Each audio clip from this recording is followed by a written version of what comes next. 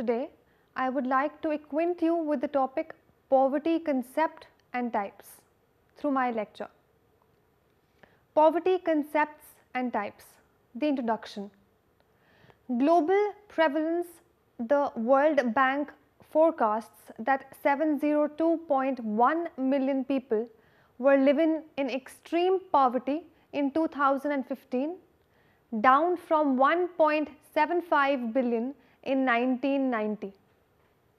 Of these, about 347.1 million people lived in sub-Saharan Africa and 231.3 million lived in South Asia. According to the World Bank, between 1990 and 2015, the percentage of the world's population living in extreme poverty fell from 37.1% to 9.6%, falling below 10% for the first time. Nevertheless, given the current economic model built on a GDP, it would take 100 years to bring the world's poorest up to the previous poverty line of $1.23 a day. Extreme poverty is a global challenge. It is observed in parts of the world, including developed economies. United Nations Children Fund, that is UNICEF, estimates half the world's children live in poverty. It has been argued by some academics that the neoliberal policies promoted by the global financial institutions such as the International Monetary Fund and the World Bank are actually exacerbating both inequality and poverty. Another estimate places the true scale of poverty much higher than the World Bank, with an estimated 4.3 billion people living with less than $5 a day and unable to meet the basic needs adequately. Definition and measurement of poverty. Firstly, by United Nations. Fundamentally, poverty is the inability of having choices and opportunities, a violation of human dignity. It means lack of basic capacity to participate effectively in the society. It means not having enough to feed and clothe a family, not having a school or clinic to go to, not having the land on which to grow one's food or a job to earn one's living, not having access to credit. It means insecurity, powerlessness, and exclusion of individuals, households, and communities. It means susceptibility to violence, and it is often implied living in marginal or fragile environments without access to clean water or sanitation. According to World Bank, poverty is pronounced deprivation in well-being and comprises many dimensions. It includes low income and inability to acquire the basic goods and services necessary for survival with dignity. Poverty also encompasses low levels of health and education, poor access to clean water and sanitation, inadequate physical security, lack of voice, and insufficient capacity and opportunity to better one's life. Poverty is usually measured as either absolute or relative, the latter being actually an index of income inequality. In the United Kingdom, the second Cameron ministry came under attack for their redefinition of poverty. Poverty is no longer classified by a family's income, but as to whether a family is in work or not. Considering that 2/3 of people who found work were accepting wages that are below the living wage, this has been criticized by anti-poverty campaigners as an unrealistic view of poverty in the United Kingdom. The types of poverty. First, absolute poverty. Absolute poverty refers to a set standard which is consistent over time and between countries. First introduced in 1990, the dollar a day poverty line measured absolute poverty by the standards of the world's poorest countries. The World Bank defined the new international poverty line as $1.25 a day in 2008, for 2005 equivalent to $1 a day in 1996 US prices. In October 2015, they reset it to $1.90 a day.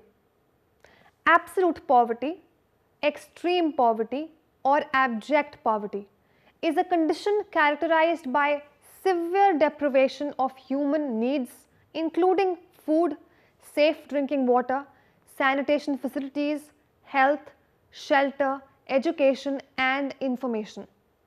It depends not only on income but also on access to services. The term absolute poverty, when used in this fashion, is usually synonymous with extreme poverty. Robert McNamara, the former president of the World Bank, described absolute or extreme poverty as a condition so limited by malnutrition, illiteracy, disease, squalid surroundings, high infant mortality, and low life expectancy as to be beneath any reasonable definition of human decency. Australia is one of the world's wealthier nations. In his article published in Australian Policy Online, Robert Tanton notes that while this amount is appropriate for third world countries in Australia, the amount required to meet these basic needs will naturally be much higher because prices of these basic necessities are higher.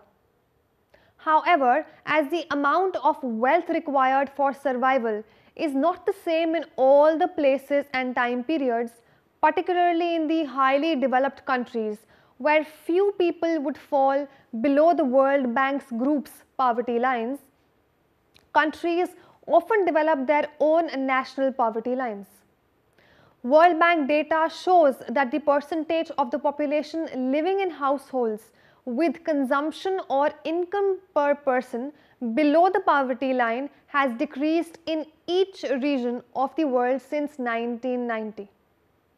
According to Chen and Revelion, around 1.76 billion people in developing world lived above $1.25 per day and 1.9 billion people lived below $1.25 per day in 1981.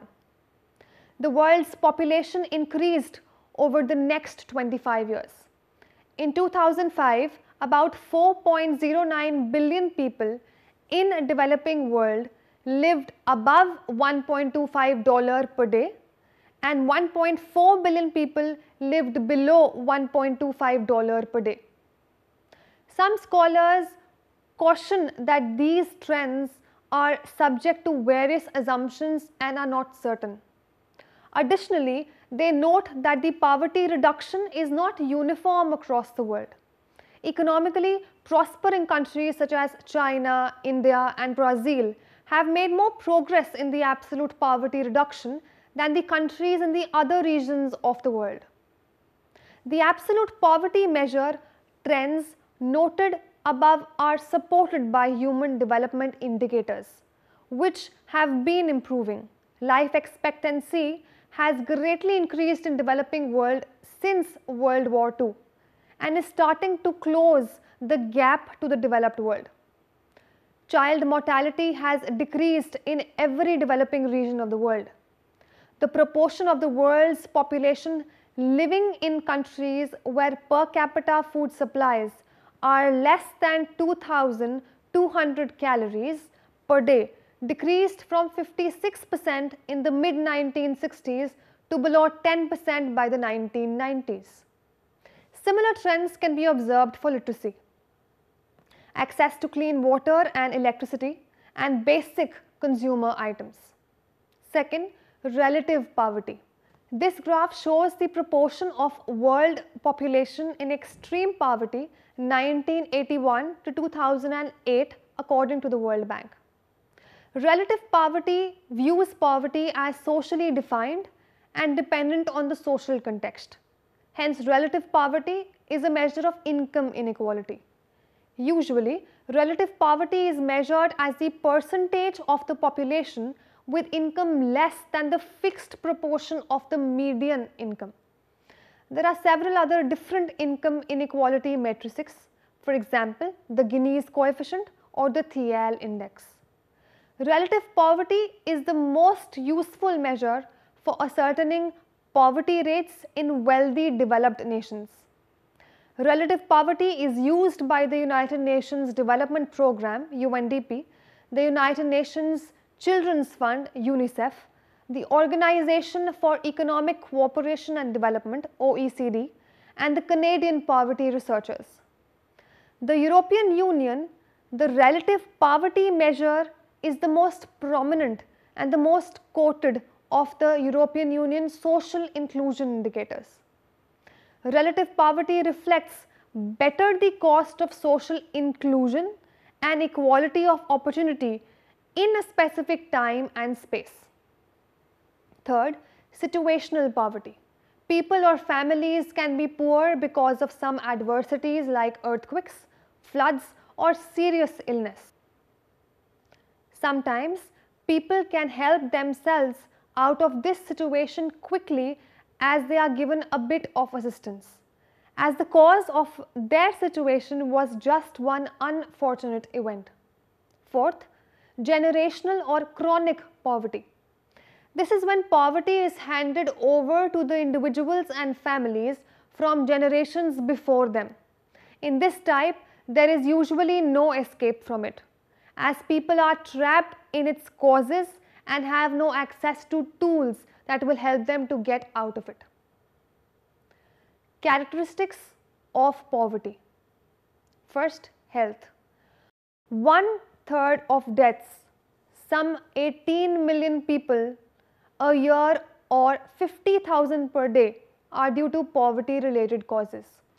People of color, women and children are overrepresented among the global poor and these effects of severe poverty.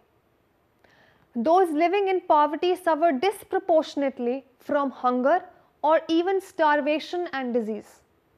Those living in poverty suffer lower life expectancy. According to the World Health Organization, hunger and malnutrition, the single gravest threats to the world's public health, and malnutrition is by far the biggest contributor to child mortality, present in half of all cases. Almost 90% of the maternal deaths during childbirth occur in Asia and sub-Saharan Africa compared to less than 1% in the developed world. Those who live in poverty have also been shown to have a far greater likelihood of having or incurring a disability within their lifetime. Infectious diseases such as malaria and tuberculosis can perpetuate poverty by diverting health and economic resources from investment and productivity. A pair of studies of the influence of poverty on the ability to reason about complicated issues requiring an immediate solution found that poverty directly impedes the cognitive function. Financial worries appear to put a severe burden on one's mental resources so that they are no longer fully available for solving the complicated problems. The reduced capability for problem solving can lead to suboptimal decisions and further perpetuate poverty. Hunger. Rise in the costs of living, making poor people less able to afford items. Poor people spend a greater proportion of their budgets on food than wealthy people. As a result, poor households and those near the poverty threshold can be particularly vulnerable to the increase in the food prices.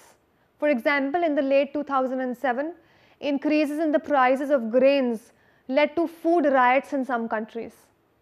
The World Bank warned that 100 million people were at risk of sinking deeper into poverty. Threats to the supply of food may also be caused by drought and the water crisis. Intensive farming often leads to a vicious circle of exhaustion of soil, fertility, and decline of the agricultural yields. Approximately 40% of the world's agricultural land is seriously degraded. In Africa, if current trends of social degradation continue, the continent might be able to feed just 25% of its population by 2025, according to the United Nations University's Ghana-based Institutes for Natural Resources in Africa. Every year, nearly 11 million children living in poverty die before their 5th birthday. 1.02 billion people go to bed hungry every night.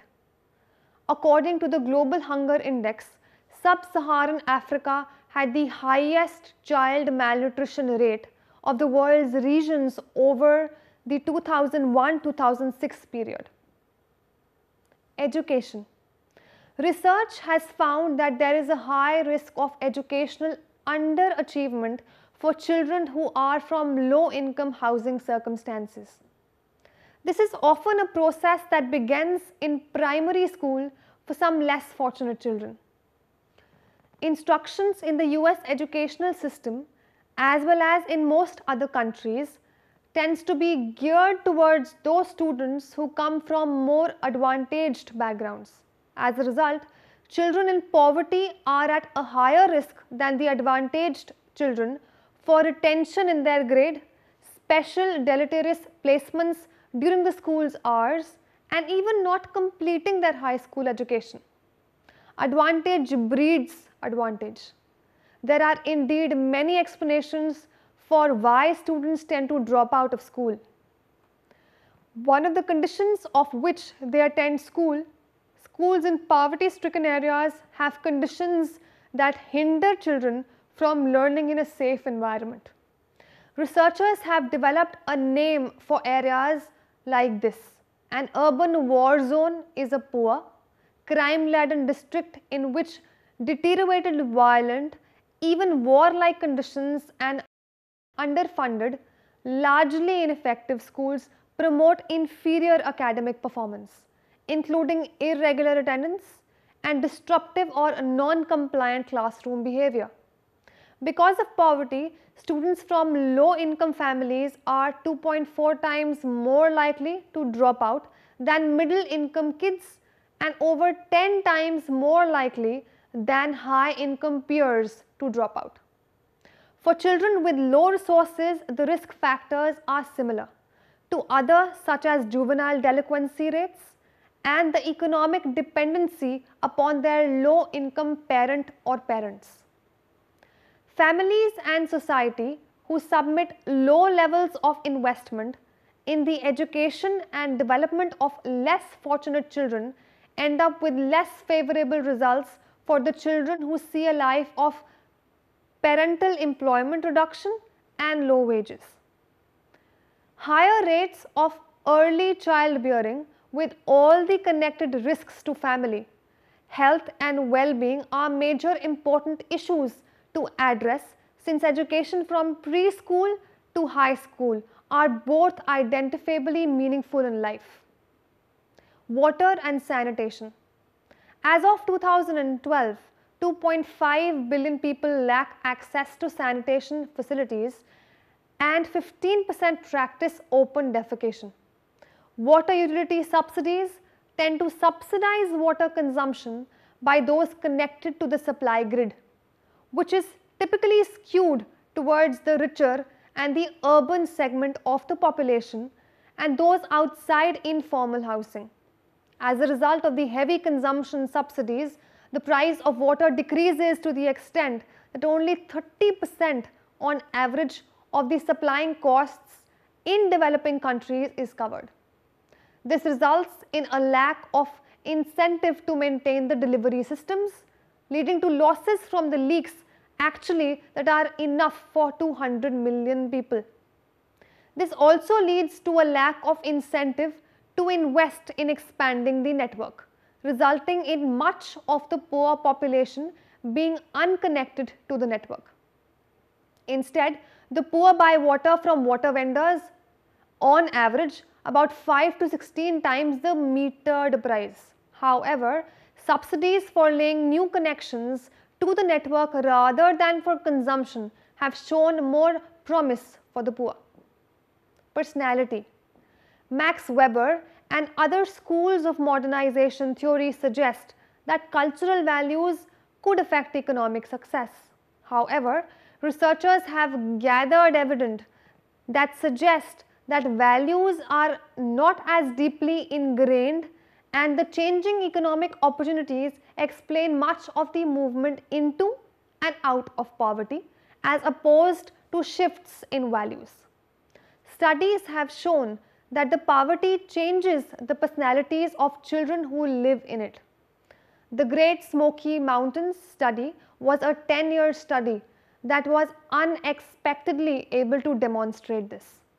During the study, about 1/4 of the families saw a dramatic and unexpected increase in income. The study showed that among these children, instances of behavioral and emotional disorders decreased, and the consciousness agreeableness increased. Discrimination. Cultural factors such as discrimination of various kinds can negatively affect productivity, such as age discrimination, stereotyping, discrimination against people with physical disability, gender discrimination, racial discrimination, and caste discrimination. Women are the group suffering from the highest rate of poverty among children. 14.5% of the women and 22% of the children are poor in the United States. In addition, the fact that women are more likely to be caregivers, regardless of the income level, to either the generations before or after them, exacerbates the burdens of their poverty. Poverty reduction. Various poverty reduction strategies are broadly categorized here based on whether they make more of the basic human needs available or whether they increase the disposable income needed to purchase those needs. Some strategies, such as building roads, can both bring the access to various basic needs such as fertilizers or healthcare from urban areas, as well as increase incomes by bringing better access to urban markets. Increasing the supply of basic needs, that is food and other goods. Agricultural technologies such as nitrogen fertilizers, pesticides, new seed varieties, new irrigation methods have dramatically reduced food shortages in modern times by boosting yields past previous constraints. Before the Industrial Revolution, poverty had been mostly accepted as inevitable as economic produced little, making wealth scarce. Geoffrey Parker wrote that Antwerp and Lyon, two of the largest cities in Western Europe by 1600, 3/4 of the total population were too poor to pay taxes and therefore likely to need relief in times of crisis. The initial Industrial Revolution led to high economic growth and eliminated mass absolute poverty in what is now considered the developed world. Mass production of goods in places such as rapidly industrializing China has made what were once considered luxuries, such as vehicles and computers, inexpensive and thus accessible to many who were otherwise too poor to afford them. Even with new products such as better seeds or greater volumes of them, such as industrial production, the poor still requires access to these products. Improving road and transportation infrastructure helps solve this major bottleneck. In Africa, it costs more to move fertilizer from an African seaport 60 miles inland than to ship it from United States to Africa because of sparse, low quality roads, leading to fertilizer costs 2 to 6 times the world average. Microfinancing models such as door-to-door distributors who earn commission-based income or Coca-Cola's successful distribution system are needed to disseminate basic needs to remote areas, healthcare and education. Nations do not necessarily need wealth to gain health. For example, Sri Lanka had a maternal mortality rate of 2% in 1930s, higher than any nation today. It reduced it to 0.5 to 0.6% in 1950s and to 0.6% today, while spending less each year on maternal health because it learned what worked and what did not. Knowledge on the cost effectiveness of healthcare interventions can be elusive, and educational measures have been made to disseminate what works, such as the Copenhagen Consensus. Cheap water filters and promoting hand washing are some of the most cost-effective health interventions and can cut deaths from diarrhea and pneumonia. Controlling overpopulation. Some argue that overpopulation and lack of access to birth control leads to population increase to exceed food production and other resources. Better education for both men and women and more control of their lives reduce the population growth due to family planning. According to the UNFPA, United Nations Population Fund, by giving better education to men and women, they can earn money for their lives and can help them to strengthen the economic security. Increasing personal income, the following are the strategies using or proposed to increase personal income among the poor. Raising farm incomes is described as the core of the anti-poverty effort, as 3/4 of the poor today are farmers. Estimates show that growth in agricultural productivity of small farmers is on average at least twice as effective in benefiting the poorest half of the country's population as growth generated in non-agricultural sectors. Income grants. A guaranteed minimum income ensures that every citizen will be able to purchase a desired level of basic needs. A basic income is a system of social security that periodically provides every citizen, rich or poor, with a sum of money that is sufficient to live on. Studies of large cash transfers programs in Ethiopia, Kenya, Malawi show that the programs can be effective in increasing consumption, schooling and nutrition, whether they are tied to such conditions or not. Proponents argue that a basic income is more economically efficient than a minimum wage or unemployment benefits, as a minimum wage effectively imposes a high marginal tax on employers, causing losses in efficiency. In 1968, Paul Samuelson, John Kenneth Galbraith and another 1,200 economists signed a document calling for the US Congress to introduce a system of income guarantees.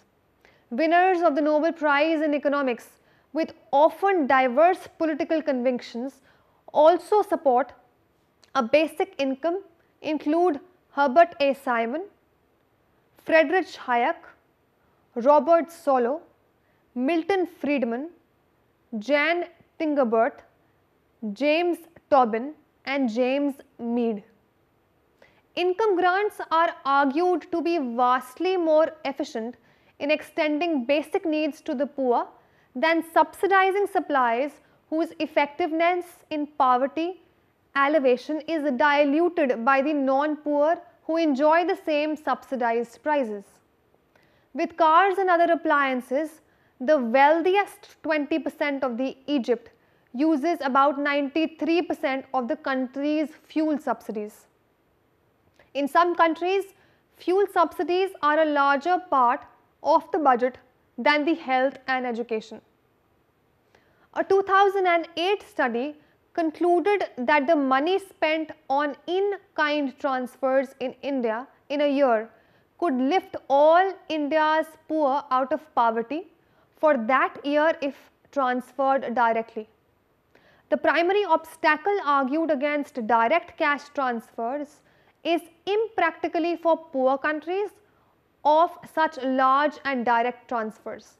In practice, payments determined by complex scanning are used by war-torn Congo and Afghanistan.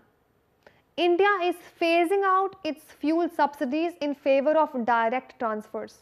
Additionally, in aid models, the famine relief models, increasingly used by aid groups, calls for giving cash or cash vouchers to the hungry to pay local farmers instead of buying food from donor countries, often required by law, as it wastes money on transport costs.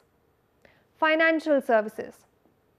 Financial services, microloans made famous by the Grameen Bank is where small amounts of money are loaned to farmers or villages, mostly women, who can then obtain physical capital to increase their economic rewards. However, micro-lending has been criticized for making hyper profits of the poor, even from its founder Muhammad Yunus and in India. Arunadhi Roy asserts that some 250,000 dead-ridden farmers have been driven to suicide. Those in poverty place overwhelming importance on having a safe place to save money, much more so than receiving loans. Additionally, a large part of microfinance loans are spent not on investments but on products that would usually be paid by checking or saving account. Micro saving are designs to make saving programs available for the poor who make small deposits. Mobile banking utilizes the wide availability of mobile phones to address the problem of the heavy regulation and costly maintenance of these saving accounts.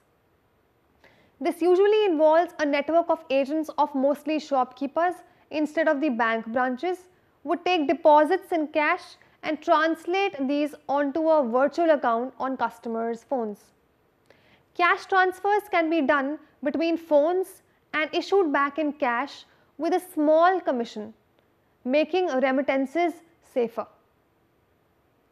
Conclusion.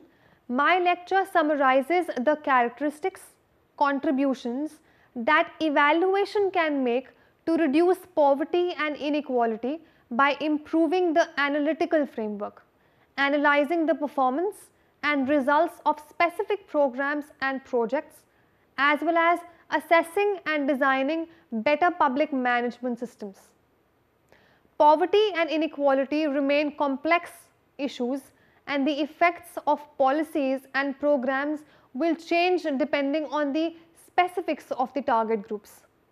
The world remains too complex for one-size-fits-all solutions, but three characteristics of evaluation remain relevant for poverty and inequality analysis.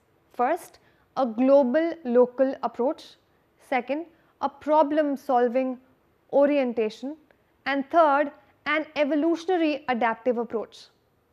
Such characteristics make evaluation a domain that can lead to understanding complex issues like poverty, inequality, vulnerability, and their interactions. They can also help propose a relevant and useful theory of change for public policies and projects to improve the plight of a large part of the world's population in industrial and developing countries alike. I sincerely hope this lecture proves to be informative and enlightening for all the viewers. Thank you.